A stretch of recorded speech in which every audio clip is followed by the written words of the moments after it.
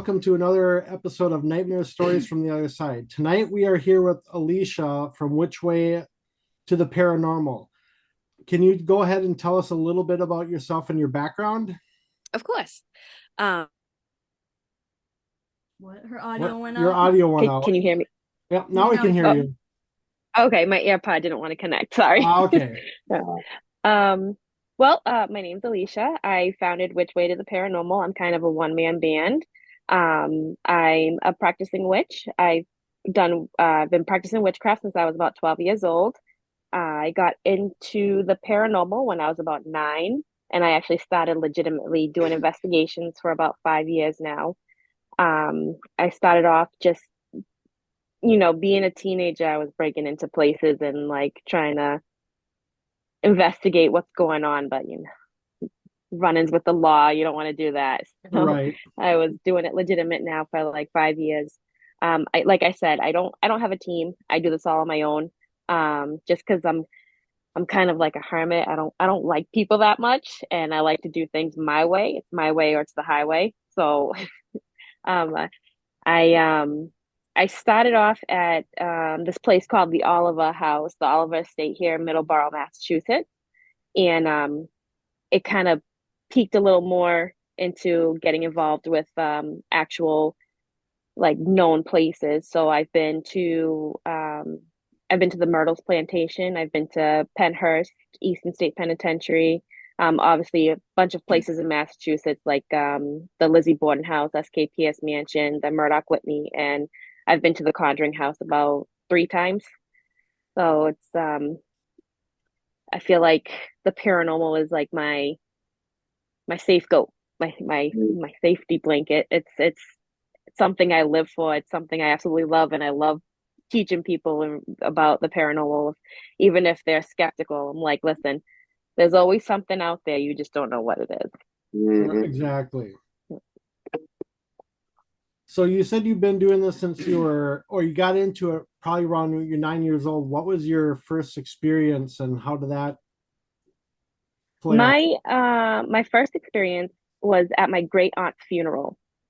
We were at the grave site, and I saw like a white figure running in the woods behind the cemetery. And I'm just like, oh, it's probably a deer or something, a turkey. And I'm looking, her casket's going into the ground, and I hear like whispering behind me. I'm thinking it's just my family crying because, she's going in the ground. Yeah. When I turn around, it was like somebody was being suffocated with a bag over their face, and the face was just like going back and forth a mile a minute. And I was like, what the heck did I just see? That scared the bejesus out of me. I started bawling my eyes out. Everybody thought I was crying because my great aunt was dead. And then finally I confronted it to my mother. I'm like, why I was crying at her funeral was because of this. And she's like, oh, well, let me tell you about some things that I've seen. And I'm like, oh, okay. And then that started, piquing my interest in spirits and all that. And the house I grew up in was built in 1899. And the part we lived in was the servants' quarters. And my mother told me we moved in when I was 4 years old. She told me I had a friend by the name of Victoria, and she had a very funny big dress and big poofy hair. And she's like, you would describe this girl like you were with her every day. I was like, I don't have any recollection of that at all. He's like, well, because then we got involved with church and we tried to, shield yourself from all that. And then, Mhm. then I started questioning all of that. And she's like, well, when you follow the word of God, that stuff doesn't exist. And I was like, well, this isn't, I never felt comfortable. I'm baptized Roman Catholic, and then we transitioned to the Christian church. I never felt like I belonged there at all. And then when I was 12 years old is when I started getting into witchcraft because my mother, again, she used to, I'm Puerto Rican. So she used to practice Santeria, which is a form of witchcraft, but in like the Hispanic culture. Yep. And I found her tarot cards one day and she was telling me about it. So then she started telling me how she used to love, communicating with spirits and being with like the paranormal, but then she became one with God and put all that past her. So then I looked at her and I was like, well, why did you stop? Like not a reason to stop if it's something you like. She goes, no, it started getting scary. I'm like, oh, okay, because she started following a different path with it. Uh, And I continued with it because it really like opened my eyes to a whole new world.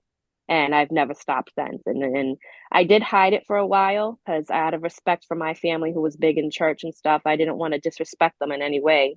But when the matriarch of the family, my grandmother, when she passed away, I finally came out and said she passed away in 2018. So it's a very long gap from me being 12 to 2018. I'm like, hey, this is what I do. This is my lifestyle. And they all, they welcomed it with open arms. They're not, batting an eye towards it. Like my sister, she's big in the church, but she supports it. She asked me about different things, and it's nothing to be scared of. I tell people that all the time. Witchcraft is Mhm. not scary. It's more or less one with the earth, like Yeah. with the earth spirits and stuff. And it's connecting to like indigenous culture as well because they are more earthy people than, anyone else when you think of it. All right. Can you kind of touch on a little bit? So you said you volunteered at the Oliver House or the Oliver Estate. Can you tell us a little bit about that? Any paranormal experiences there? Oh, I've had numerous experiences there. Um, One experience was during just a regular historical tour. There was a woman, she's like, oh, I saw the house on those programs, with the ghost people. I'm like, yeah, it was on two different shows, Paranormal Lockdown and Kindred Spirits. She goes, yeah, this is all just hogwash. This is fake. There's no such thing as ghosts. I'm like, don't be so sure. You gotta really experience it to understand what's going on. And we went upstairs to what was Peter Oliver's room. And the woman and I were standing next to the bed, and we see the sheets kind of ruffle a little bit. And we both look at each other, and then we look down, and we see this little kid's hand come out from under the bed, touch my foot, and then just like whoop, right back under the bed.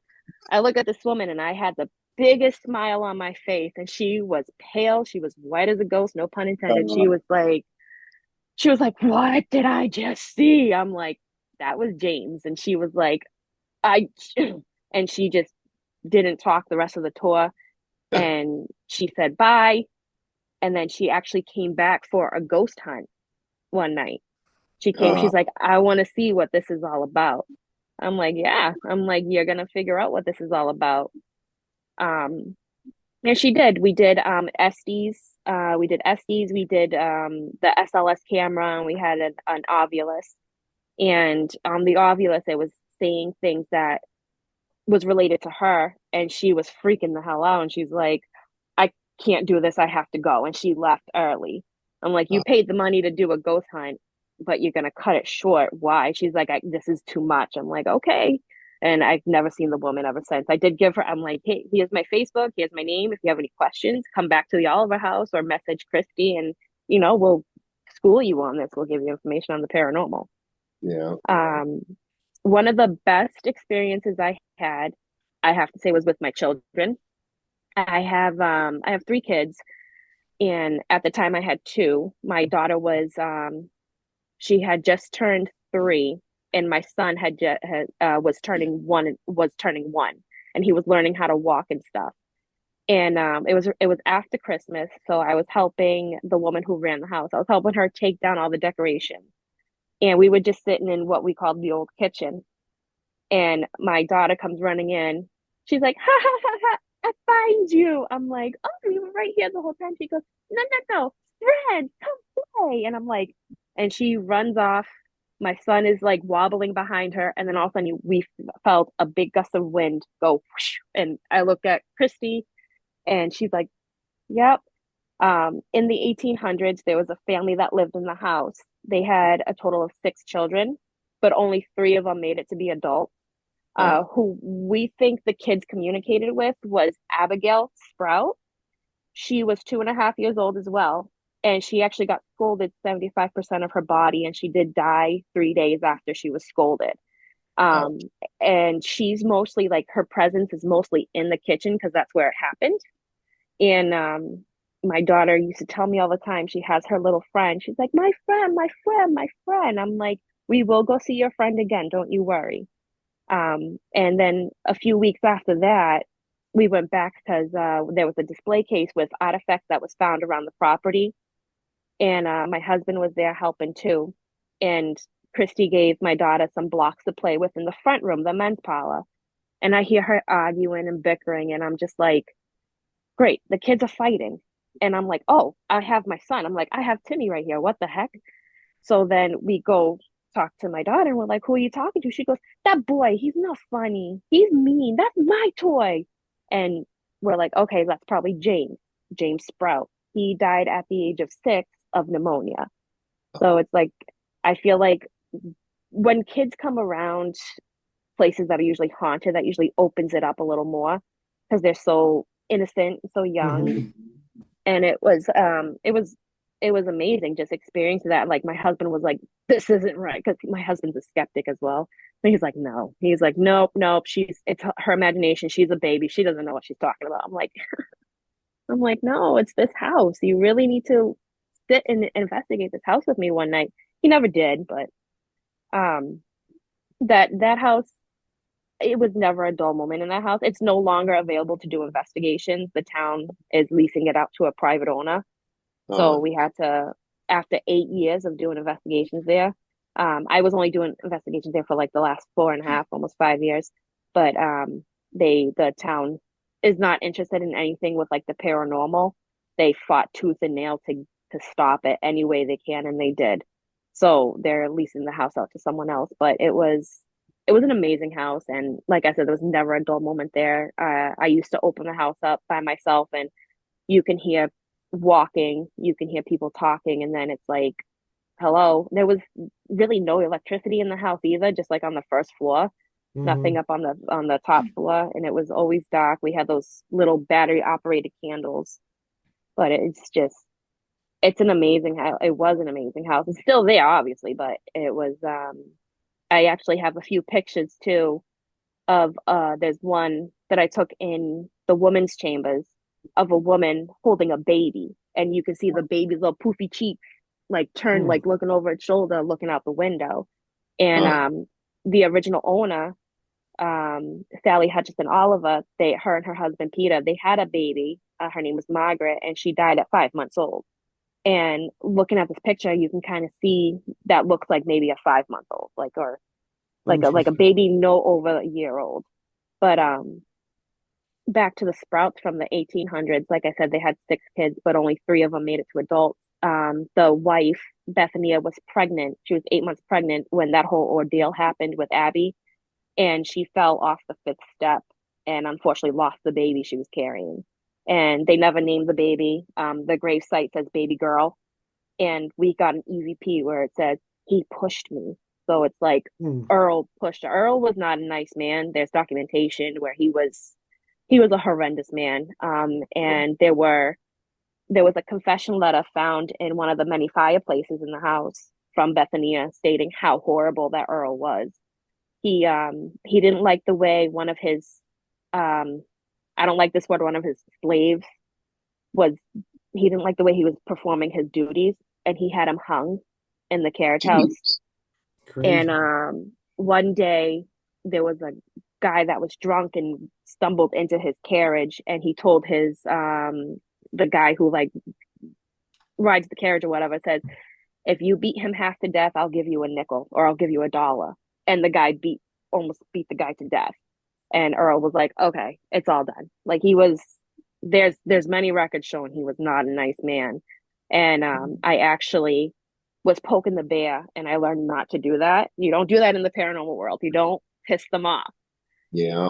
I was I was pissing Earl off. I'm like, Earl, you're nothing. You're no one. You're just, yeah. And I was at the top of the stairs, and I hear right in my right ear, leave. And I'm like, oh. And then I got shoved. And I'm like, oh. I'm like, okay, I'm sorry. I'm sorry. Like, I'll never do that again. I respect you. I respect your space. And it was it was insane. Like after that, I gave all the respect, because you don't, like I said, that was his home, that was his Mm. area, and I'm kind of invading his space, making fun of him, and that's not something I would like someone to do. But Right. it was an amazing house, and I am kind of sad that I won't step foot back in that house unless the town is like, okay, come back, because doing the ghost investigations and the historical tours, and then there was also other events there. They it was bringing in good revenue, but I guess the town wants something more done with it than ghost hunts and stuff. So Yeah. it's kind of sad. It was a beautiful house too. Yeah, it's too bad. Yeah. So So what the are some of, Conjuring House, sorry. how was that? The what was that? The Conjuring House, how was that? It was okay. The first time I went, I was actually pregnant, and everybody's like, "You're crazy. Why would you do that?" And I'm like, "She's in my belly. She's fine. Don't worry about it." I don't think I slept at all the whole time I was there. Everybody else was knocked out upstairs, but I'm like I said, I like to get results. Yeah. The scariest thing that happened was there were some trespassers on the property, and I kind of swung the door open and was like, "Get the hell out of here!" Like crazy old lady up the street. I think that because I don't know if they had like guns or weapons, and I'm like Yeah. running out like, "Get out of here!" But it was I saw a shadow, what looked like a colonial soldier in the basement. I'm sitting here, I'm like rubbing my eyes. I'm like, I think I need to get my eyes checked. I was like, "Do you guys see that?" And my friend Jessie, she was like, "Oh, yeah." And he like walked right into the wall. I'm like, "That's amazing." I'm like, "Okay, that's legit. All right." And then when Jacqueline, the owner, she was giving us a tour of the house. Number one, she seemed okay. When we went, she didn't seem like a lunatic like what's going on now. Yeah. But she seemed okay. Ow. But she gave us a tour of the basement of the whole house. And then when we had the free roam, we went back into the basement and we're looking. And I'm like, "Hey, I have those two types of stones with me, like those crystals. It was a clear quartz and a moonstone." And they're like, "Yeah." I'm like, "Yeah." They're like, "I don't recall those being there when we did our tour." I'm like, "Yeah, that is pretty weird." So then they look at me, they're like, "Where are your crystals? Did you bring them with you?" I'm like, "Yeah." I only knew one person when I went, and that was my friend Jessie. I didn't know anybody else. So I went upstairs and I had my bag inside of a bag, inside of another bag, inside the credenza in the dining room. So I was pulling it out. My crystals were gone. They were Oh, not in my geez. bag. Hmm. And I'm like, "Okay, the house wants them. The house can keep them." I'm like, "You can keep my crystals. That's Yeah. perfectly fine." I'm like, "Whatever." We were setting up the equipment in the dining room, and we all had dark hair. Like all of us had dark hair. The only person that had light hair was Jacqueline, but she was already gone. She was in the back room. And we all turned around, getting everything ready, and then we turned facing the table, and there was a chunk of blonde hair on the table. And we're just like, "Wait a second, where'd that come from?" Nobody had blonde hair. Nobody at all. And we're all examining it, and it smells like lavender and roses. Like, yeah, Huh. I was the weirdo. I sniffed it. I'm like, I don't know. This whose hair is this? Like nobody had blonde highlights, nobody had any type of blonde hair. So I'm like, okay, something's very fishy here. And I actually compared it to Jacqueline's head. I'm like, I wanna put this up to your head because she came to check on us. No, her hair was short. This hair was very long. And I'm like, I can't I can't explain how a chunk of blonde hair ended up on the table when Yeah. nobody had blonde hair.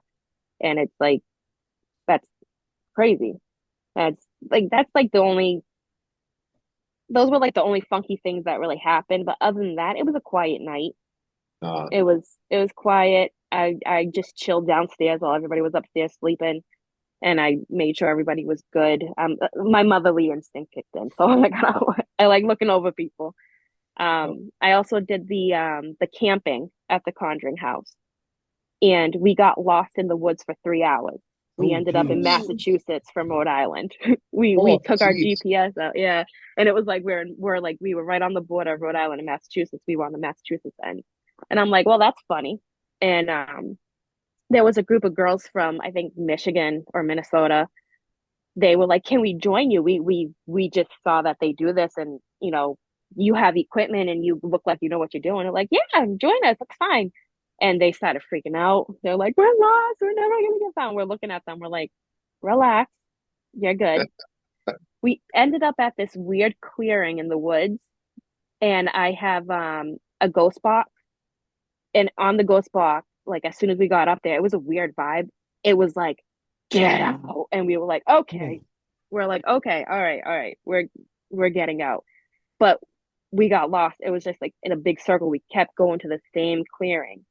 Oh, And that's so weird. we took out an SLS camera and there was just this big figure. And I'm like, oh, it's just a tree. It's just reading the tree. But it was a big figure, like was mapping out this huge figure next to a tree.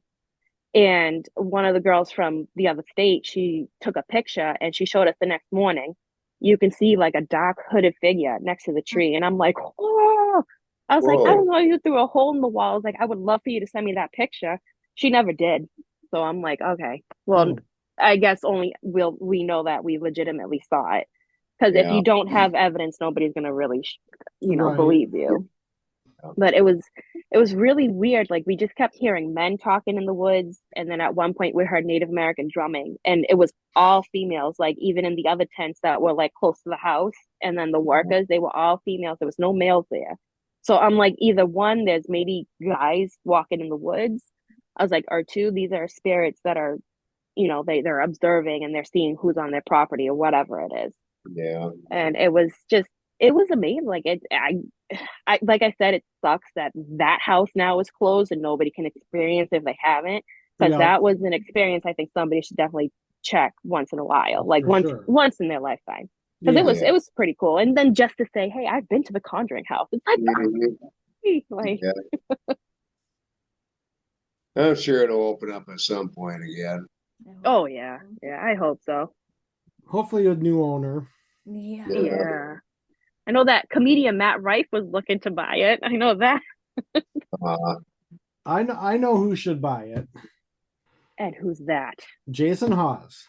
I think so too. He just needs He to needs to buy the it place somehow already. and Yeah.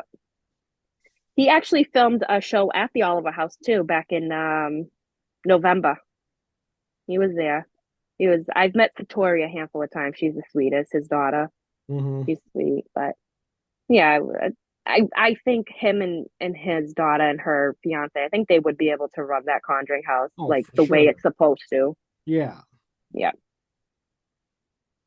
But yeah, it's definitely a bucket list location and Mhm. someday. Yeah. So what kind of experience did you have at Penhurst Asylum? I went in the infirmary. I went again. I went with the same group of people I went to the Conjuring house with. I went off on my own, and I kept hearing a baby crying. So I'm like, oh, I was like, I keep hearing a baby, and I'm thinking to myself, okay, maybe there's houses around. There was a big like apartment complex or whatever, but they said that's veterans. So I'm like, okay, no veterans are gonna have a baby. And I asked our tour guide, she's like, well, you're in the nursery pot. I'm like, oh, that makes sense. Our tour guide sucked. Like she was horrible. I'm gonna tell you this. It was freezing. We froze our asses off, excuse my language. And we drove 8 hours there, in the pouring rain. hmm. And we get there and I thought I purchased the tickets for us to do like a private, like we're Yeah. gonna have it ourselves. I didn't. I was like, okay, so what did I spend $1,000 on? Like for my group of people. There was like 40 people there. So they Geez. split us up in four different groups, like yeah, four different groups of 10. And the group we were with, they were a bunch of kids that were like, oh, we had nothing to do, so we figured we'd come here. And I'm like, wait. Mm. I was like, what did I drop all this money on? Wait a second. But it was the infirmary I had an experience in, and then the Devon the Devon building, which was another like how like rooms like Yeah. housing and stuff. Mhm. Mhm. It was the energy in that building was like insane, and it's like you can feel the like the sadness and like the depression all these people had just being there. And I kept seeing like just shadow figures going like zooming past, and I'm like, okay. I was like, I'm by myself. This isn't good right now.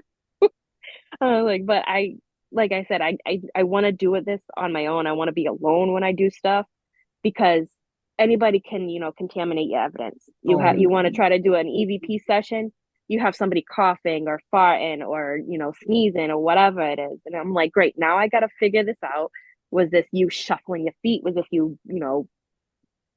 taking a piss or whatever it is? And like, that's why I like to be by myself, because people ruin it for you. Like, it just like half the people I went with to Penhurst, they ended up back in my van going to sleep because they weren't having a good time. But I did have a good time. I want to go back. I just don't want that same tour guide I had. She was a bitch. She she made fun of us, number one. She's like, oh, look at the professionals. Look at all their equipment. Oh my God. You gonna film your own TV show next? And we're like, why are you speaking to us like that? Number one, little girl, like don't talk to us like that. And we paid for us to be there until 3 a.m. We were in the Mayflower building. And she's like calling us. She called me socks because I had tubes, like big, like shamrock tube socks, because it was freezing. I was wearing 3 pairs of socks. She called me socks. She didn't bother to know my name. And she's like, socks, socks, we gotta go. And I'm like, my name's Alicia, number one.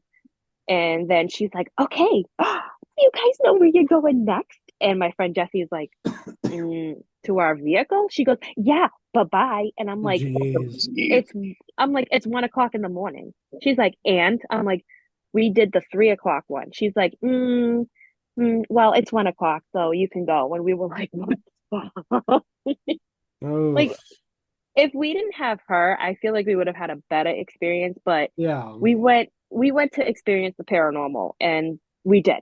We got to experience it. We got pretty good EVPs, pretty good we did SDs, we did ghost box, and like we got pretty good evidence, but it's just that kind of ruined it for me. Like, Yeah. there's always that one person that ruins it. Mhm. But I mean, I recommend it. Like, if nobody else has gone and you want to, just don't do that big group investigation. Yeah. That Oh, was yeah. hogwash. That was a waste of my money. I feel like it wasn't my money, it's my husband's money, but but it's okay. Like, it was crazy, but it was a fun experience. I mean, going with people you like, and knowing that you get to say, hey, I got Penhurst under my belt. That's Yeah. one down. So, but it's on my bucket list to go again, but in a different way, not Yeah. that way. Well, yeah, we had a similar experience last Mhm. summer. We went to Waverly Hills for a junior investigation, not knowing what that was going to be like. And there was Yeah. like 50, 60 Yeah, people it there. was so packed. And it's like, it was a quieter night and we didn't really get much, but like, we'd be in certain areas and people would just barge in there, no regard for us being there. And it's Yeah, just and I like, remember like we were trying to do, I don't even remember what we were doing, but like we ended up joining up with these two mom and their, it was a mom, her daughter, and then another mom and her daughter. That's what it was, right? yeah. So the first two mom and daughter, they Yeah. asked if they could join up with us because like, hey, you got equipment. You look like you know what you're doing. Yeah, why not? I'm like, sure, why not? And then there was another one. But I don't remember what we were trying to do, but we had equipment set up in like, I think it was like the third floor or something. This group of like, I don't know, this like group of people walked in, and I'm like, and they started talking. I'm like, hey, I remember saying, hey, we're trying to do something here. Completely ignored me. So we literally packed up and we just moved to a different space. I'm like, So we were oh there my from gosh. like 11 or It 11:30 was at 12. night, or 12. Well, we got there like 11:30, Yeah. but they didn't let us investigate. We didn't start and investigating. we were there till like, investigating around till 5 in the morning. We're there till 6. And, it was an experience, but it's like when we left, I'm like, we need to go back Yeah. and do this right. Oh my, Yeah. there were bats too. I had like at one point there were like 5 bats coming straight at my face. That's scary. So There was like, a ton of bats at Penhurst too. we're going back in June with now that we have a team and we got some friends from the other parts of the country joining, but it's gonna be like at most like 13 of us. So we're going Yeah. in, get the whole place to ourselves and doing it right this And time. I have a really good idea. And she's got a very great idea, which she's not going to tell anybody about until we get there. Only he Oh. knows. I do know, but yeah, it's going to be very unique. Ooh, I'm excited to hear about this after you do it. Yes. It's And gonna be then I fun. see you are going to Waverly Hills. What was it, August 19th? Yes, August 19th, I'll be going. We're flying out on the 18th. We're gonna stay there until the 21st because we want to experience Kentucky because there's the other places too we want to look at. But we're going. We it's just I think it's just like six of us going, and we dropped some money to do the the Oh, yeah. private investigation. So we got our tickets are paid, our plane tickets are good to go. We're just yeah, I think we're gonna do like an Airbnb while we're out there. But yeah, I'm excited. I kind of just like looked at my friend Jessie. I'm like, hey, Waverly Hills, let's do it, book it. And she goes, okay. And then I'm like, I tell my husband, I'm like, hey, I'm going to Kentucky in August, so we're good. He's like, Yeah, oh, okay, I guess. yeah, on New Year's I was on right at midnight waiting to get it booked. Yep. Yeah. And I didn't get the date we wanted, but luckily I got a date 2 days earlier, so it didn't really, change up our road trip all that much because we got other locations we're doing as well. Yeah. Road trip. Yeah, we're going to be gone for 9 or 10 days, I think. Nice. Yeah, we're That's gonna going be to, fun. we're doing five investigations, and then we're also going to be at Fairfield for their yearly event as a vendor. That's pretty cool. Yeah. Yeah, those spots, they go up really quick because my They friend do. Jessie was like, she's like, okay, almost all of August is available, and then the other people were trying to see when they're available to go, and then she's like, it's booking up fast. So I'm like, just Oh, yeah. take whatever date. I'm like, take whatever date. It has to be during the summer because I can't get my kid on the bus. Right. I was like, just take whatever date, and she's like, okay, August 19th we're going. I'm like, perfect, sounds good. I'm like, we got it. So as long as we can go, I don't care. Like, Yeah. But definitely after our trip to Waverly and your trip to Waverly, I'd like to compare notes to see Yeah. what we oh got and what you got. And then, yes. and I do have a good story for Waverly. We. Well, yeah, we have a good story from our last visit to Waverly, but we're going to talk about that when we're at Waverly. So that, Yeah. because we just formed our team back in October. So none of the team know what our experiences are there. So we're going to wait until we get there and then let them all know. Then we'll see what happens. And then we're not 100% sure if we're thinking of the same one. We're Yeah. not 100% sure if it was paranormal or not, but we're pretty sure in some way it was. Oh, that's exciting. Yeah. So it was definitely an interesting night. Oh, that's Let's see. amazing. Lizzie Bordenhouse. Tell us about that. That was pretty fun. That was that was actually one of my first dates with my husband. Oh, Because nice. That would be fun. because I told him, I was like, oh, I like the paranormal, and he actually, he's not into it, but because I was, he wanted to show me, Yeah. show interest, whatever. And we just did the house tour, and then he actually booked the whole house for us, and then a couple of my friends. My friends chickened out, so it was just him and I, and it was a pretty intense night. Like he's like, I'm going to sleep. I'm like, okay. So I was in the house pretty much by myself because he was asleep because, like I said, he's not into the paranormal. And I went into the basement, and I had like um the scariest experience there. I was just sitting there doing an EVP session by myself, and I like something inside of me was like, look up. So I look up, and there's just like a legitimate person standing in front of me, and it was a male, and I'm like, Andrew Borden, is that you? And then all of a sudden my voice recorder just stopped working. And then I tried to go back upstairs, and for some reason the house is not that big. And when I tried to go back upstairs, I couldn't find my way to the stairs. I was like so disoriented, and I'm like, what is happening? What is happening? What is happening? And then I just kept hearing like a man telling me, go this way, get out, go this way. And I'm like, I'm trying to get out. And I thought maybe my husband, I thought maybe he was playing a trick on me, but I can hear him snoring too. And I'm like, okay, all right, all right, all right. I'm by myself in like one of the most haunted houses in America. What do I do right now? And I was an amateur. Like I said, I used to just like break into places and just like ask questions, whatever. But I finally found my way upstairs. And then I see a woman figure standing in a doorway. And of course, she's wearing a dress. And I'm like, Elizabeth, is that you? And nothing happened. So I think it was her stepmother that she killed. And I'm like, I don't remember her name, but I'm like, Mom? I'm like, is that you? And all of a sudden she just was gone. I'm like, okay. I'm like, all right. I think I have clean underwear on, so hold on. It was something like that. That scared the bejesus out of me. I'm like, all right, this house is something else. But like it's how do I put it? So it was shown on Ghost Adventures too.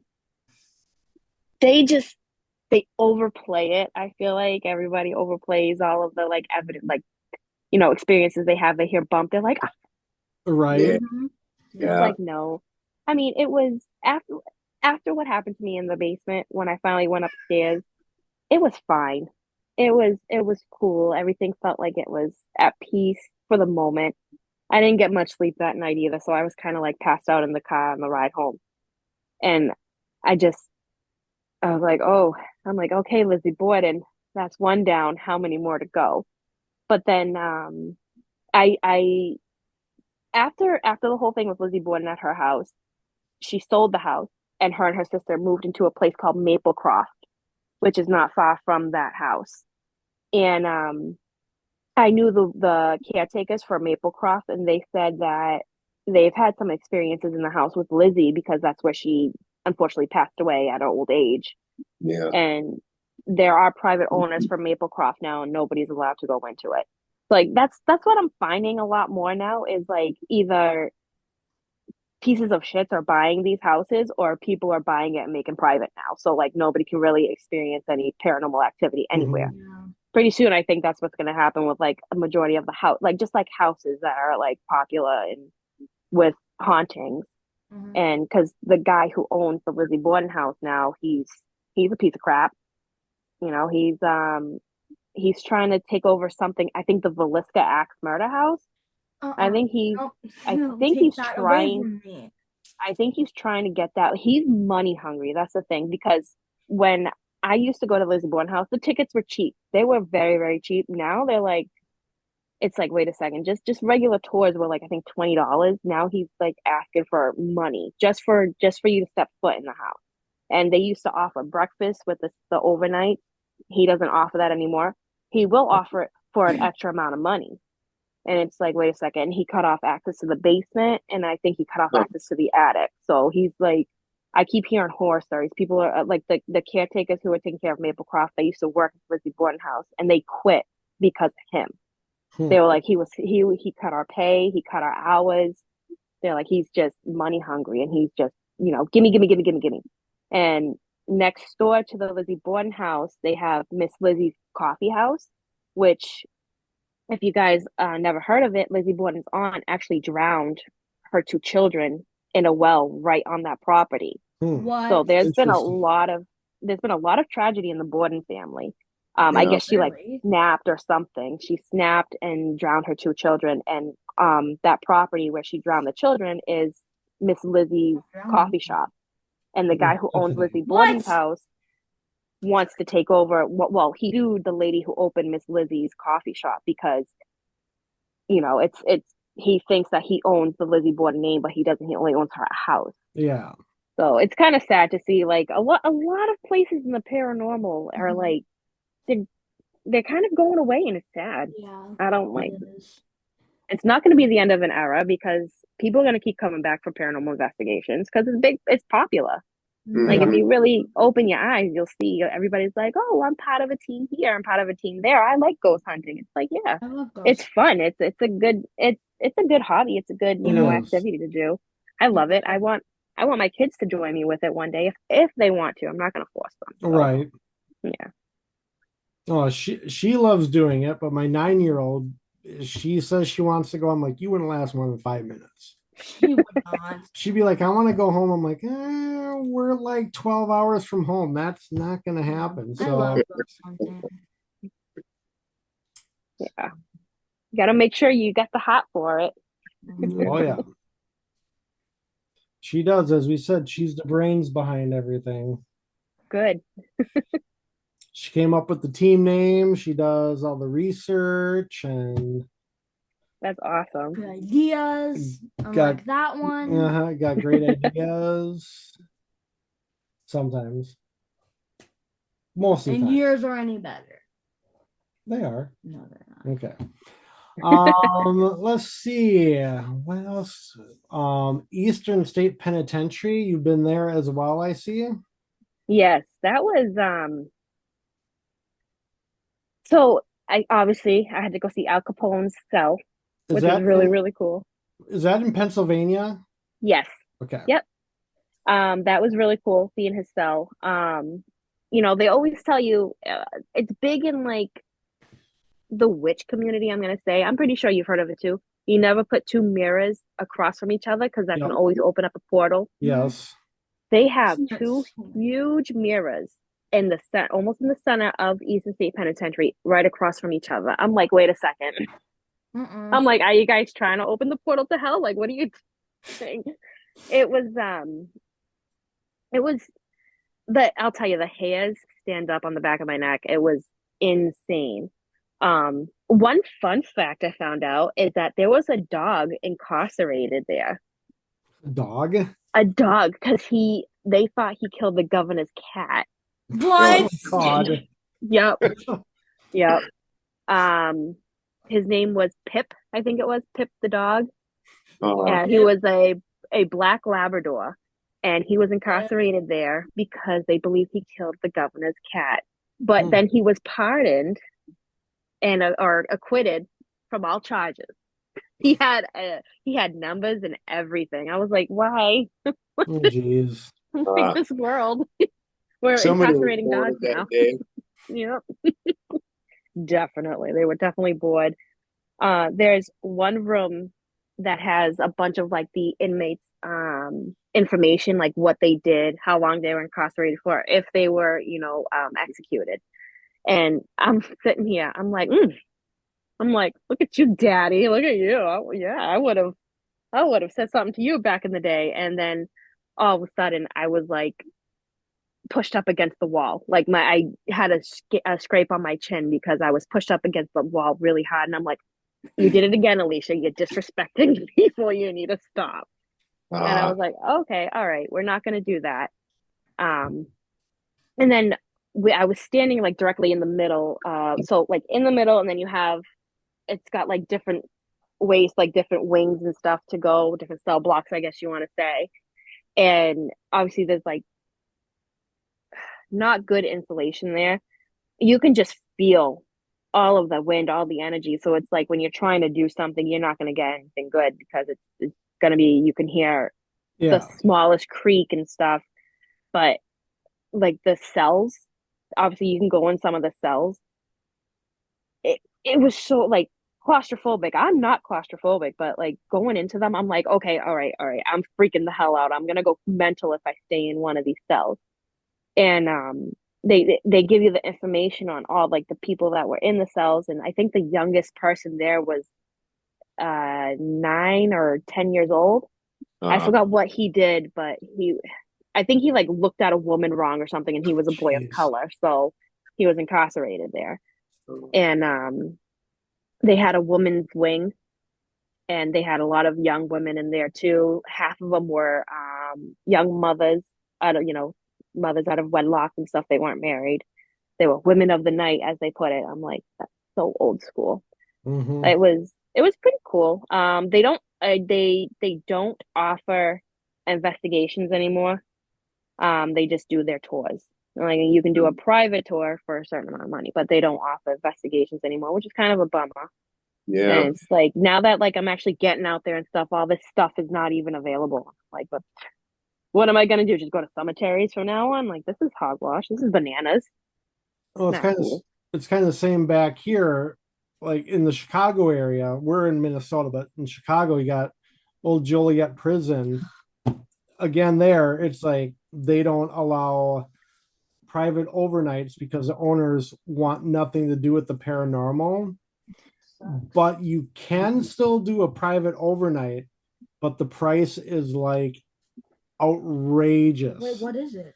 It's like $5,000 Oh my God. for like 6 hours, I'm if broke. that. That's disgusting. I got like $55, and that's all from So my it's mother. like, it's just like, it's sad because it's such a great location and a lot of history, but it's like they don't want anything to do with the paranormal. No. That is pretty sad because that's what a lot of like these people are doing. They're buying these famous haunted spots and then they're jacking up the price and then stopping certain things. And it's not fair. It's not fair to the paranormal community. Like that's something we want to do. Like keep it how it was. Why do you got to change it? Oh, because you're greedy, you want more money? Like get the hell out of here. Sell merchandise. Like Yep. the Conjuring House, their hoodies were going for $40 and everybody bought one. But hoodies were going for 40, shirts were going for 30. That's $70 right there if you get a shirt and a hoodie. That's extra, like come on, Yep. just sell merchandise. Don't jack up the price for people to have an experience. But they know people will pay those prices because they want to go do it. Yeah. Yeah. Mhm. I mean, I'm guilty as charged, but still, like they're ruining it because they're greedy and it's getting me mad.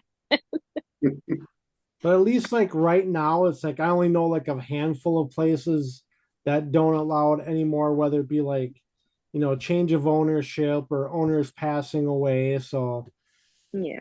So hopefully it just stays like a small amount and like a lot of these other places don't go away. But then, on the flip side, you got new locations popping up all the time too. That's Yeah. right. Yep. You'll be at a location pretty soon. Like for instance, in about 3 weeks, we're going to a new location out in South Dakota, and we're gonna be one of the first teams to get in there. Yeah. Oh shoot. Isn't Yeah. that the bed and breakfast? Oh my God, that sounds amazing. Oh my Some of the things that Sorry. the owners told us happened to them while they were renovating it. It sounds like it's going to be an interesting night. Oh, I can't wait to hear about it when you guys go. Yeah. Oh my God, that sounds amazing. Yeah. I want to try to go as many places as I can. We got Waverly Hills this year. Next year we're thinking either Trans Allegheny or Rolling Hills. But she's like, my friend Jesse's like, well, we definitely want to go to those places, but let's try to steer away from like the main places and try to find other like little places to go. Yeah. Mhm. Because she's like, it's hurting our pocket. I'm like, yeah, but it's worth it. And like little places like that, like where you guys go to South Dakota, that's what I want to look for. Hmm. And that's kind of like what's around here in Massachusetts, like the SKPS mansion and then the Murdoch Whitney mansion. Those are like those are north of Boston, but it's they're just little places, and I mean they're not little, they're huge houses, but it you don't really hear about them that much. They're not that popular. Yeah. And I oh, go ahead. I don't know if you've heard of the Doss House in Pennsylvania. It's a new I location that is just getting started. That'd be a place worth checking out. We just did a podcast with the owners, a couple weeks ago. Mhm. Mhm. They're really cool. It's a really unique location and definitely worth a check out. So it's not super well known yet. Mhm. That's very interesting. Oh, like I definitely like my friend Jessie, who I do all this with, she just went to a house in Connecticut where they had an exorcism. And she's like, you really need to check out this house. I guess it's like involved with like a murder case with like 6 girls that were murdered or something like that. Huh. I don't know. I've never heard of it, but she's like, you definitely need to come with me because she went, it was like from like 9 p.m. until 2 a.m. and she just ended up staying in Connecticut for the night. And she's like, it was wild. She's like, you like everything we got. They showed the basement where some of the girls were found, and then like an area where there was a van that had blood. Like it was weird. Hmm. She's like, and like they said that they had exorcisms in this house, and I was like, how come I've never heard of this? And I like hearing about exorcisms. And she's like, nobody's really heard of it because it's a new owner. the new owner found the information of the property and is like getting it out there. I'm like, good for him. Good for him for Yeah. doing that. Because Yeah. now a lot of people are gonna want to go there. Hmm. So Yeah, another thing that we kind of started doing last year, so like in October, we did an investigation at the Boyd House here in Minnesota for my birthday. So it's kind of like a little birthday investigation. And that's what we're doing at the Walnut House out in South Dakota for Chad's birthday. So Yeah. trying to like, incorporate our team members and their birthdays, kind of like, try to go locations around their birthday and, get that planned for, the next couple years out and see where that goes. Yeah, And we're going to Edinburgh for my birthday. yeah, we're going to, ooh. her birthday is April 2nd, and we're doing Edinburgh Manor in Iowa on April 4th or April 3rd. And then Where do I want to go? Chad doesn't know it yet, but I have a little birthday surprise for him for the Walnut House. Oh, Yeah, we do. You know about it. Do I? Yeah, you do. I don't remember, but okay. He'll find out when we get there. Ow, ow. Now we got a special visitor walking across the desk. Hi. oh my. Oh, it's a kitty. It's spooky. Oh, here's the other one. Oh, Here. and here comes the other one. Wait, Go. it's gonna be Oliver's first appearance. Oh, yep, we got. This is my baby. Oh my goodness. Say hi, Oliver. Oops, sorry. Oh my goodness. This is Oliver. Hi, You're Oliver. on YouTube. Yep, you're I gonna had be a forever on kitty. YouTube. He's like, I'm out of here. Okay, bye. I had a big fat tuxedo cat. His name was Mister, but he passed away. He was 31 pounds. Oh, geez, that's a big boy. I like to feed my animals. This guy, he's a Chihuahua, and he's pretty fat. He's supposed to be 3 pounds. He's almost 6 pounds. I know that doesn't sound much, but he's supposed to be a little guy. But he's old. He's 10 years old. Yeah. Right, buddy? Oh, you smell. Go lay down. Nice. He's got no teeth. He's gross. So besides your Waverly Hills trip in August, do you have anything else planned for this year, or just kind of right now, just winging it? I'm just winging it right now. I just found out about a place in Halifax, Massachusetts called the Witch's Tree. I guess there's a supposed witch that was buried there. She was hung and then buried right there, and the tree is bent a certain way. And the way it's bent, it looks like a witch's broom. So I'm like, I was like, why have I never heard of this? So I'm gonna go check that out maybe next weekend or what, just to go see what it's all about. But no, I'm just gonna wing it. Go to a couple places around here. There's something called the Red-Headed Hitchhiker in Massachusetts between like Bridgewater, Dighton. There's something called the Hockomock Swamp and the Bridgewater Triangle, and it's a lot of weird things happen. Supposedly people have seen UFOs. I was in what's called the Freetown State Forest. I saw an apparition of a horse-drawn carriage, and I thought I was going crazy. I was like, did I eat shrooms or something? But I don't do drugs. So I'm like, wait, did I inhale? But I was like, what did I just see? And supposedly there's like a pterodactyl in there too. And Okay. yeah, I was dinosaur. on another guy's podcast like months ago, and he's out of New Hampshire. And he's like, well, yeah, did you not read the book about it? I'm like, I'm sorry. Did I like disrespect you in a way? I apologize. He goes, yeah, there's a picture. He captured a pterodactyl in the Bridgewater Triangle. I'm like, I think everybody in America would know if there was a pterodactyl. Like, I'm sorry. Maybe it's just like a thick bird or something. Maybe it was a pelican. Who knows? I don't know if there's any pelicans out there, but it was, the Bridgewater Triangle is like, it's kind of creepy, and there's a YouTuber. His name is Exploring with Josh. Oh, I know him. He's from Massachusetts, and I started watching him when he first came out, and he actually tried to do an overnight in the Bridgewater Triangle. There used to be a dog racing track, and it's no longer there because they stopped dog racing in Massachusetts. But if you go behind it, it's the whole Hockomock Swamp. And he went there, and sometimes I don't know if these people are legit on YouTube or whatever, but Yeah. it was him and his friend, and they were like being stalked by someone. He's like, look, there's someone there. They're like watching us. And I'm like, do I want to believe it, or is it a spirit, or what's going YouTubers on? do that But all the time, though. It's seriously, like I and see it's like, that wait, all the time with these big YouTubers like that. but like being lost in the woods, like at the Conjuring house, I can see where he was like, oh shoot, I think we're being stalked, because it felt like Yeah, it, like Yeah. it did. But it was like going to the Freetown State Forest, and being in one of the areas of the Bridgewater Triangle was pretty electrifying. I want to say electrifying. Oh my gosh.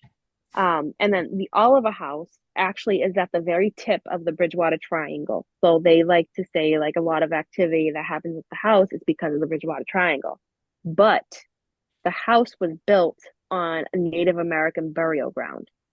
And the way that people would drive up to go to the house, they were when they were making that driveway, they dug up bones and then they left the rest. So there's like big hills or whatever. Those Mhm. are there's still remains in the ground that they're not going to disturb. So it's like you got the energy of the Wampanoag tribe, the energy from the Bridgewater Triangle, and then all the energy from all the families that lived in the house and the people that have, passed away on the property. Plus, I don't know if you guys have ever heard of them. Have you heard of pug wedgies? I have not. Never heard of pug wedgies. Oh, yay! Okay. Pug wedgies are a Native American creature. It's Native American folklore. They're these little mischievous guys that live in the woods, and they kind of mess with your head if you're alone. If you're with a group of people, they'll leave you alone, but they stalk you, and they'll disorient you, and then you'll have no idea what happened. They look like little porcupines, like they're little like hobgoblins with like spiky backs. They're pretty funny. They're funny looking too. But I want to say I may have experienced one when I was at the Oliver House.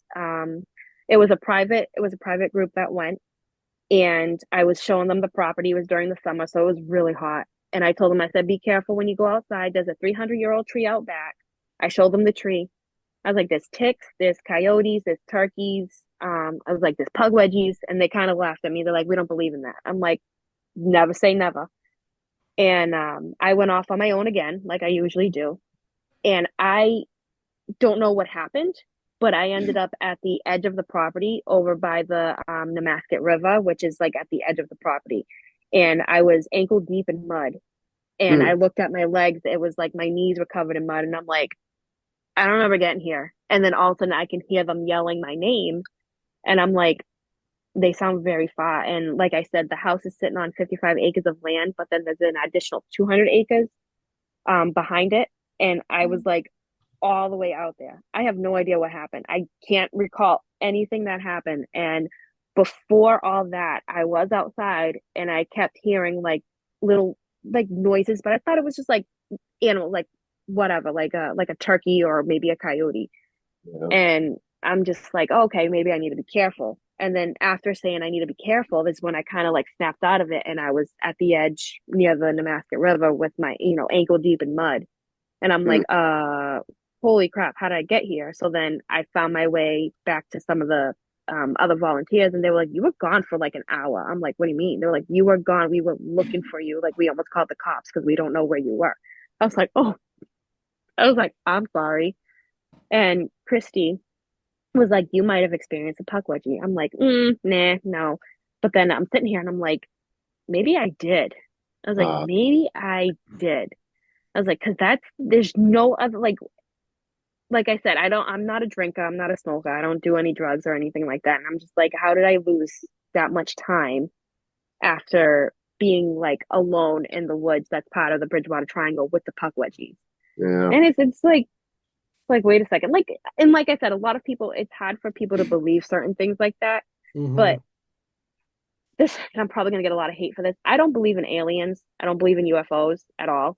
I just feel like we're not the only beings out there, but I don't think they're little green men with big black eyes. Like I don't know. I feel like maybe a cuttlefish is an alien. I just don't believe aliens like that. And I don't believe in vampires. I know a lot of people believe in vampires. I don't believe in that at all.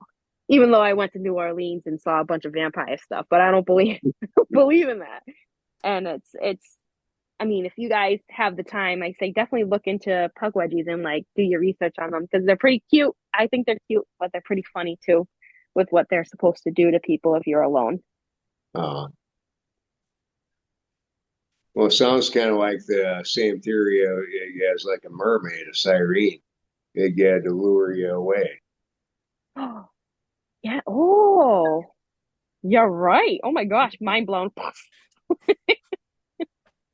Lure you away and they do whatever. Yep. Like seriously, I can't recall what happened to me. Like from the moment I was like, oh, I should be careful to like snapping out of it and being by the water. I'm like, oh my God, what am I That's doing here? crazy. That's That's crazy. crazy. That was fun. Well, it's definitely sounded like you've had a lot of cool experiences in your time. Yeah. Yeah. The little time I've been doing this, a lot of experiences I've had. There's one I'm gonna tell you. I don't want to disclose the location because the town was not too happy with what happened. Um, I volunteered at another house, and they always say it comes in threes. And this house has never been investigated before prior to this incident happening. The woman Christy, she went and she was like, "Yep, I think we can take this on." So the very first night of investigations there, I was walking around doing my thing, just getting a feel for the house, and I was up on the top floor, and I was on FaceTime with my cousin because she's interested in all this stuff, but she's too chicken shit to do it. And I hear somebody coming upstairs, and she's like, "Oh, somebody up there with you." I was like, "No one should be here yet. They're not supposed to explore the house yet. They gotta go in the lobby." And then I'm walking around, and I hear, "You can leave now." And she's like, "Is there a man up there with you?" I'm like, "No, no, there isn't." And I booked it. I went all the way down to the first floor. I'm like, "Was there anybody upstairs?" She goes, "No, everybody's actually still outside. They haven't signed in yet." And my cousin was like, "You should have." Oh boy. I'm like, So "Oh my God." she heard it too then, huh? She heard it crystal clear. She was Uh-huh. like, "I need to go there." I'm like, "You live in New Bedford. This is all the way next to Boston. I'm not dry." I'm like, "No, I'm not doing that." She's like, "I want to do this." I'm like, "No, you don't." The second time was a month later because we only did it the first Saturday or the second Saturday of each month. We were upstairs again on the third floor, and they have a cedar closet, and we were at the far end of the house. And then Christy was like, "Let's walk around, let's get a feel of the house." Because it was at the end of the night, everybody had left, and usually we take time for ourselves to calm the house down, get the energy back. And she went to go walk into the closet, and I went to go walk, right behind her, and it felt like I came up against the wall. And I'm like, "Oh," I was like, "Christy, I can't move." I couldn't move at all. She Huh. was like, "You can't move." I'm like, "I can't move. Like I can't move my leg." And then all of a sudden, I was shoved to the point that I was shoved up against the far side of the wall. And she was like, she's from Tennessee. She's got the thickest accent. She's like, "Oh my Lord, your feet lifted off the ground." And I'm like, "No shit. I was just shoved." And then we turn the lights on and you can see handprints on my shoulders. Oh, And geez. she was like, "Oh my God." I'm like, "I want to go home. I I can't would believe want this to too. happened." Uh, And I feel like why I was being targeted is because the original owners of the house were big church people. They were big Catholic or Christians, no, Baptists. They were big in the church. And I was like, "There's a witch in your house. What do you think about this? I practice witchcraft. I don't believe in Jesus." Da, da, da, da. And I feel like poking the bear caused this third thing to happen to me. I was downstairs in the dining room by myself using dowsing rods and a pendulum. My pendulum is the shape of a pentagram, which is the witch's star, whatever. mhm. And I'm just, doing my thing. And then all of a sudden I'm like, I need to go to the third floor. So then I pack all my stuff and I just shoot, I bypass other people who are doing their thing and I go straight up to the third floor. And I go to the farthest room at the end of the house, and there's a group of people in there. And I have my pendulum in my hand, flat in my hand, and I'm standing in the room, and they're doing like a prayer. They're like, "Oh, what is Christy doing?" And I hear like a woman maniacally laughing behind me. And I turn around, it's a mother and a son, and I'm like, I went to ask them a question, and my pendulum lifted and dropped, slammed onto the hardwood floor. And I'm like, oh, it scared everybody because it was really loud. And I pick it up, I'm like, sorry. And I go back, I'm like, did you guys laugh? And the mom and the son were like, no, we didn't laugh. I'm like, okay. So then I'm looking Stop, please. and I'm watching them. And then one of the other volunteers, big dude, his name's Jay, him and his wife, they're my friends, they're also my neighbors. He's 6'3", like heavyset dude. Dude, he said my head went backwards.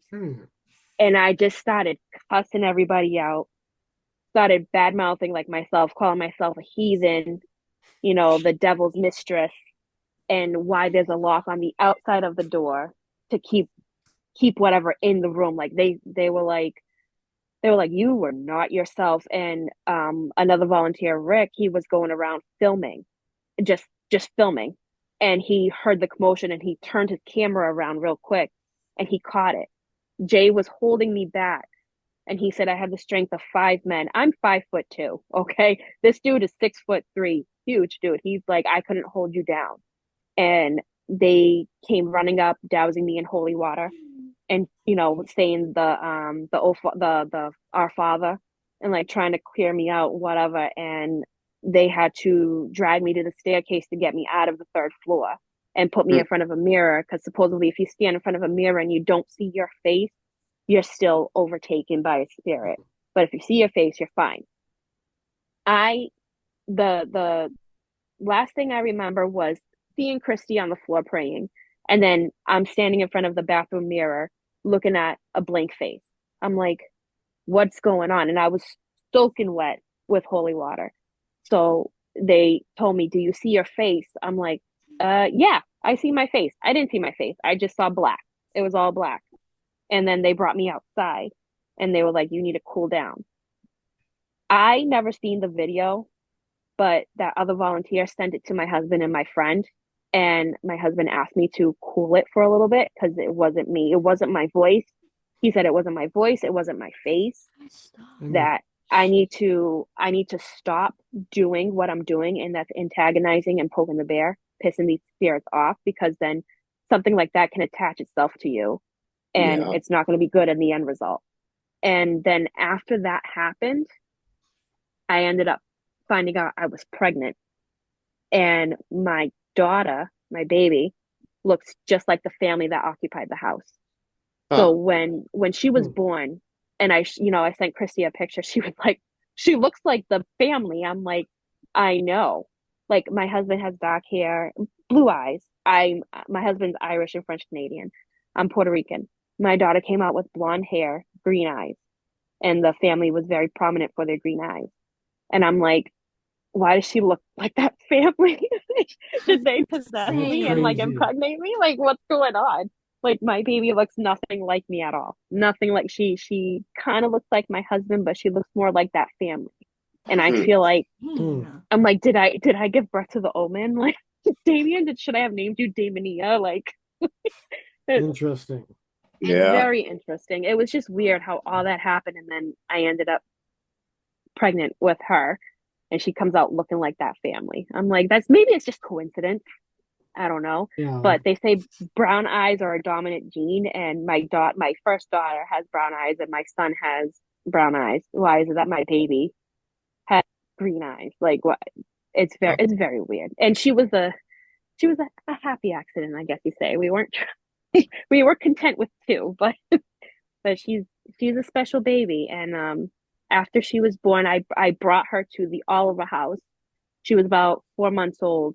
And they said once I left, because I wasn't staying the whole night with her, once I left, they said the activity was off the walls. It was the energy in the house was up. They said they got in contact with like the majority of the women that lived in the house.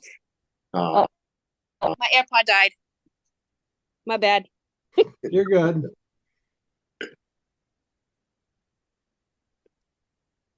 Can you hear me now? Yep. Yep. Okay. Yeah, no, these things suck. They're old.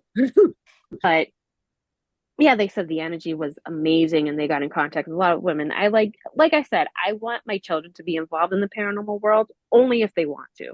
I'm not going to force it on them. Yeah. Same with with religion. Like I said, I'm a practicing witch, but if my daughter wants to go one way, then I'll support her 100%. And same with my son and my other daughter. If they don't want anything to do with witchcraft, okay, that's fine. Like I'm not gonna shove it down your throat. Like go do what you want to do. They're sixth floor and two. So it's like what we don't know what you want to do with your life yet. You're still babies. Yeah. So I mean I do like showing them different things with witchcraft and I like trying to teach people about it because like I've said before, there's a big like misconception about witchcraft and like a lot of people are scared of it. And there's nothing to be scared of. It's actually pretty fun. I like it and it gives me a lot of enjoyment. And I've actually on my vehicle, I have a bunch of stickers that say, witch, I always throw salt over my left shoulder, my other ride is a broom. And this woman pulled up next to me and she's telling me to roll my window down. So I roll my window down. I'm like, hi, how are you? She goes, you need Jesus, you devil worshiper. I'm like, okay. I'm like, you have a great day.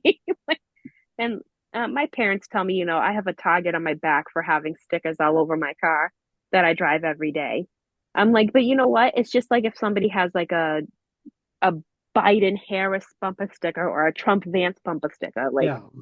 why is it they get to, express their passion for whoever they want to choose for president, but I can't express mine? And you see people with like the Jesus fish on their car or like the family stick figures. Yeah. It's like they get like people do, frown upon seeing those stickers and they don't like it. I've had some of my stickers ripped off of my car.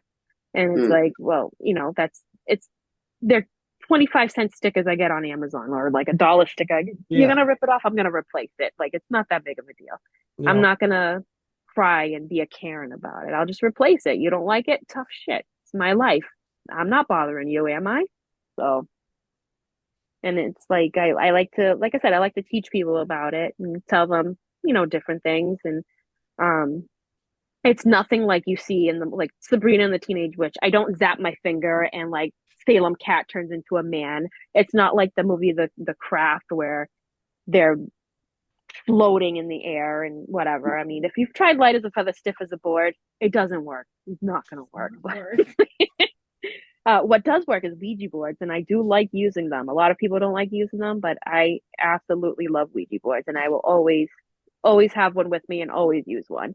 But if somebody doesn't like it, I respect it, and I won't take it out. I'll leave it put away, like just because I know a lot of people are scared of it. They say it opens up portals. One funny thing at the Conjuring house, they tell you no Ouija board usage. They have Ouija boards everywhere. It's like, wait. That's like one of the many rules. One of the many rules they had in the house. When you walked in, there was a placard with all the rules. No drinking, no smoking, no swearing, no loudness, be respectful. Yeah. No Ouija board, no opening portals, no seances. It's like, well, where's all the fun? But like you walk in, they got the fake Annabelle in the case right there. Yeah. And then they have all these Ouija boards all over the place. And I'm like, okay, so you say no Ouija board usage, but you're tempting me. There's like 20 of them right there. Like, what am I supposed to do? But, right. They have their own cameras. So I'm not trying to get, I wasn't trying to get kicked out of the Conjuring house. So, yeah. I haven't used a Ouija board in probably 27 years. Oh my. But you're old. But I am getting one specially made that will be picking up at Fairfield. It'll have our team name and logo on it. Oh, that's amazing. Yep. That's going to be amazing. Are you going to use it or are you going to frame it and put it away? Maybe use it a few times, but then, we'll see. But it's just something I thought would be kind of cool to have. And one of the vendors there, she like makes custom Ouija boards out of resin and stuff. So been working with her to make one. So kind of a cool little tool to have if we want to use it. Of Yeah. course. Oh, I love it. There's a Ouija board museum in Salem, up in Salem, Mass, and they have like really old Ouija boards or spirit boards, witches boards. They have them all for sale, but they're like very pricey because they're old. They have Yeah. like antique ones and stuff, but they have like the Hasbro brothers or like whatever the Yeah. one you can get at Target or like Walmart for like $20. They have them there too, and it's like that's pretty cool. I'm like I want one of those. I want like a legitimate one. I have a little one I keep in my bag that I went to like a witch's market or whatever, and there's a guy he makes them, and I bought one. It's tiny. I keep it in my bag, like my pocketbook. That's how small it is. It's a little half circle. Okay. I actually years ago before I even like I was like 19, so this is 2009. I was I was at home, like at my house, and FedEx came up and they said they had a package that I had to sign for. So I signed the package. There was no return address on it, which I thought was weird. And Uh, I opened it up and it was a Ouija board. And I'm like, who the heck sent me a Ouija board? There was no return address or anything. So I kind of like, out of respect, because my grandmother lived upstairs, out of respect for her, I kind of got rid of it. Like I took it out of the house. Hmm. And I was calling FedEx to see if they had any information on who sent it. They were like, no, it was just like it just said like 123 Main Street. And I'm like, there's no 123 Main Street. They're like, that's what a lot of people use as fake addresses to get, things shipped out. So I'm like, who sent me a Ouija board? I asked some of my friends, they're like, we don't mess with that stuff. They're like, nope, we don't. I'm like, okay, I don't know. I'm gonna get rid of it because it may have ill intentions upon it. So I wasn't I wasn't a very liked teenager. Like a lot of people didn't like me for some reason, but I think it's because I was weird. I don't know. I'm very outspoken and I speak my mind. So I don't, and somebody says something I don't like, I'm gonna call them out on it. So, Yeah. but I like Ouija boards. I like using them. My husband doesn't like them. He says that they make him nervous. So, but he's my big supporter on this. So I go through him first to see like what I mean I don't I mean I tell him what I'm gonna do. I don't really ask. I tell him I'm like, hey, I'm gonna go do this, but if it comes to like stuff like that, I'm gonna ask him about it because not only is this his house, it's my house, it's the kids, and I don't Yeah. want to bring anything back with us or with me if I use it wrong. And I've Hmm. been using them for a very long time since I started looking into like witchcraft and the paranormal. I mean, I wasn't using it at 9 years old. I think my first time was at a sleepover when I was 11 years old, and we got in contact with the previous owner of the girl's house, but they were all scared, and I just sat there by myself. And like that's and then that's all she wrote. Like that's what got me more into it. I just like I love everything about the paranormal. I love meeting new teams. I love meeting everybody in the paranormal world because I like to hear mhm. their experiences, Yeah. what they've experienced, what they've seen, where they've been.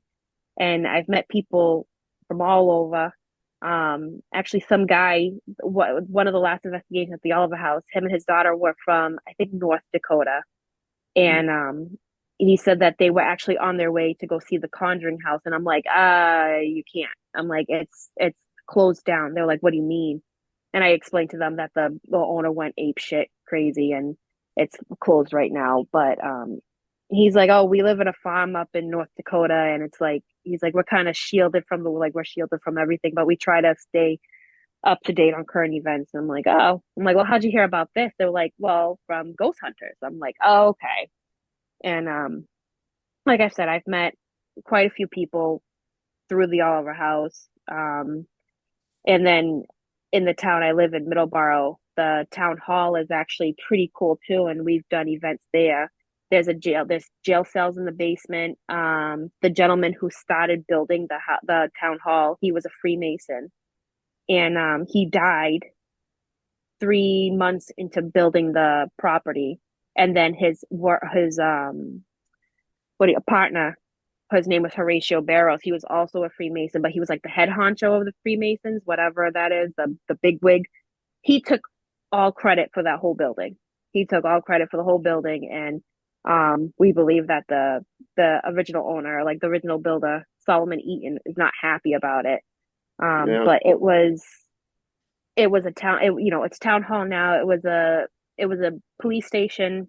It was a school. It was a theater. It was like a post office, and there was a school next to it, like directly next to it, but the school burnt down in the 40s, I believe, 40s or 50s. And then right across the street from it is the Masonic Temple. I've actually been inside of there too, which I didn't feel very welcome, for being a woman inside the Freemasons building. Yeah. No. And then being a woman again, I hate to play this card, but I feel like being a woman of an ethnic background, being Hispanic, where Freemasons are predominantly Caucasian, I'm like, okay. I'm like, I don't think I'm welcomed here. And then by accident, I actually found Horatio Barros's tomb at the cemetery where the Sprout family is buried. He's Mm. a stone throw away from their plot. And I'm like, Barrows, Barrows, why does that sound familiar? And my friend Liz was like, Horatio from the Freemasons. I'm like, oh no shit. So we go, it's a family, oh, okay, sorry. It's a family tomb.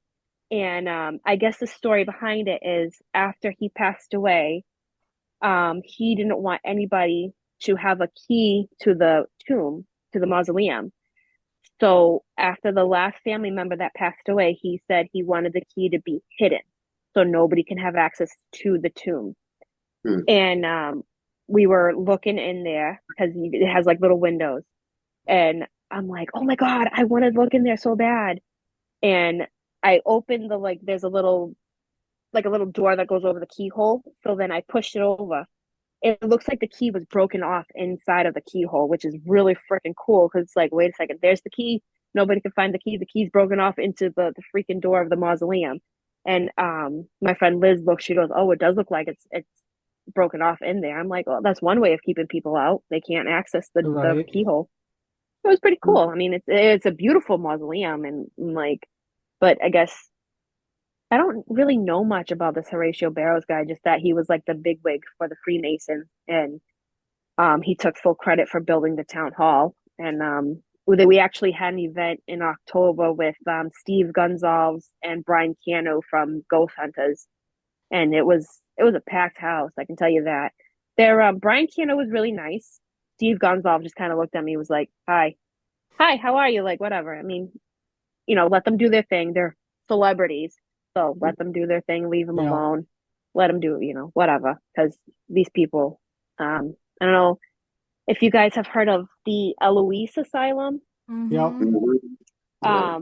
There was a show, Secrets of the Asylum with Stephanie Burke and Scott Porter. It was on Fox Nation or whatever, but I've met them too. Scott Porter, he goes, I met him for the first time. He goes, hold on, I got to do my stance. Do you know who I am now? I'm like, no, I have no idea who you are. I'm sorry, I don't mean to be disrespectful. I was like, I don't know who you are. But then after that, they would come back and they're very nice people. They are extremely nice people. And it's like meeting people who are famous in the paranormal world is pretty cool because it's like they're giving the spirits voices out there. They're Yep. telling their story. And that's what I want to do too. I want to tell the story of all these spirits that I've experienced. And I'm not a writer. I'm not going to write a book. A lot of people write books. I don't do that. I do videos. I'm not book smart. I'm street smart. So, but it's being a part of the paranormal world and experiencing half the things I've experienced. It really is. It opens your eyes to the different things that are out there and what else is out there. Like what else can we see? Like in New Orleans, like I said, I saw really weird people. And I don't know if you guys ever heard of I think it's called the Ursuline vampires. No. Ursuline vampires. There's a convent down there called the Ursuline Convent. And if you look at it, the top floor is all boarded up.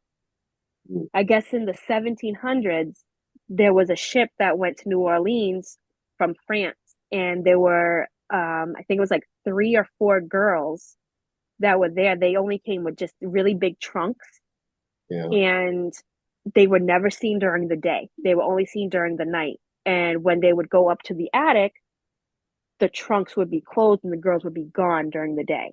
But the girls were never out and about New Orleans, so they claimed that they were vampires because they were very, pale skin, and they were very skinny, and they just were very sensitive to light because they said on the ship too, these girls stayed below, like out of the sunlight. So I remember hearing about it. I didn't know it was in New Orleans. And I'm walking by and I'm like, hey, Jesse, this building looks familiar. So I Google scan it and I'm like, I'm jumping up and down. I'm like, no shit. It's like, I don't believe in vampires, but this is crazy. Like all these different places you get to experience, and like you actually get to touch a part of history. And I'm not gonna lie, I stole a piece of the wall from Eastern State Penitentiary and I have it in my van. I it was crumbling off. Like, come on. All I did was touch it and it came off. Like, so I Yeah. put it in my pocket. Like, come on. But you actually get to be a part of history, and you're like, oh my God, this is, just about everybody in the world knows about this. And it's pretty cool. Like, and like when you tell people you're to the paranormal, they start asking you questions. And it's like, well, have you experienced this? Have you seen this? Do you dance with the devil and this? And it's like, no, no, no. It's like, Yeah. no, I wasn't axed by Lizzie Borden, and I wouldn't be here if I was axed by Lizzie Borden. And like, it's pretty funny, like the questions people ask you and like the Yeah. statements they give you. It's fun. Like this Yeah. is so much fun. And I'm so happy I get to connect with you guys, and I get to connect with a lot of people in the paranormal world because it's, Yeah, it was definitely fun. yes. Yeah. And I love that your daughter is into this and like she's doing her thing. Like Oh yeah. when you get up there in age, when you're my age, you're old and decrepit, you're gonna be like, listen, when I was this age, I was doing my thing. I got to experience the world. Yeah. Yeah. Gonna All be right. fun. Well, one last thing we do on the podcast is give you the opportunity to let people know your socials and where they can connect with you. Yeah, of course. I'm found on Facebook, Which Way to the Paranormal. So it's WITCH. I also just started a YouTube, same name, Which Way to the Paranormal. Same with my TikTok. I just started that too. I know TikTok was banned for like a half a day, but Right. I was If like, that. let me jump on wasn't this even bandwagon. Yeah. Those are my main social medias. I also have an email, which is whichwaypara@yahoo.com. If anybody wants to email me or send me a direct message, I get back to everybody as soon as I can. I love to connect with everybody. I like to answer any questions they may have, and I like the opportunity to give people readings. So I do readings as well. I do tarot readings, I do aura readings, and I do guardian angel readings. So if anybody wants to reach out to me for a reading, and it's free of charge, I don't charge for my services because it's something I like to do, and it's something I have the opportunity to give people. And you see psychics, you're walking down the street, you see, oh, card readings, and they're going to charge you an arm and a leg. I do it for free because it's something I like to do, and I feel like it helps people. So if that's something anybody wants, please message me. I'm more than happy to do it, and I can do it either over the phone or video chat. Or if you're in my area, I'm more than happy to come to you and give you a reading free of charge. All right. Yeah. Well, thank you for joining us tonight. It was a great conversation. We had a lot of fun. Yes, thank you for having me. This was amazing. Yes. And we will definitely stay in touch, and we can, as I said earlier, share notes on Waverly and anything else that comes up. Yes, and hopefully in the future I can join you guys on an investigation. Yes, for sure. All right. Well, everybody have a great night, and we shall talk soon. Bye. Yes, of course. Bye, guys. Yeah, Thank bye. you so much. Bye. This has been Nightmare Stories of the Other Side, a production of Nightmare Explorers.